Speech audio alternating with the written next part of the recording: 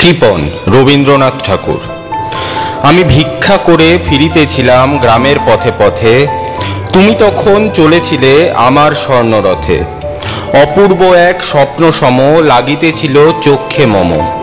কি বিচিত্র শোভা তোমার, কি বিচিত্র সাজ, আমি মনে ভাবিতেছিলাম এ কোন মহারাজ।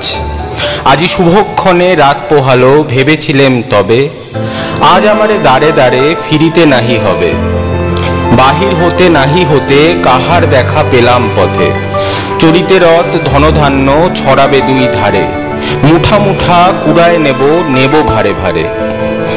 দেখি সহসা রথ থেমে গেল আমার কাছে এসে, আমার মুখ পানে চেয়ে নামলে তুমি হেসে।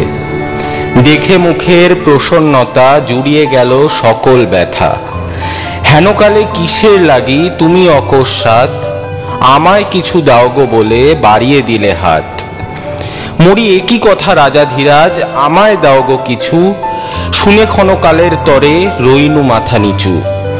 তোমার কি বা অভাব আছে ভিখারি ভিক্ষুকের কাছে, এ কেবল কৌতুকের বশে আমায় প্রবঞ্চনা। ঝুলি হাতে দিলেম তুলে একটি ছোট কণা, যবে পাত্রখানি ঘরে এনে উজাড় করি একই, ভিক্ষা মাঝে একটি ছোট সোনার কণা দেখি।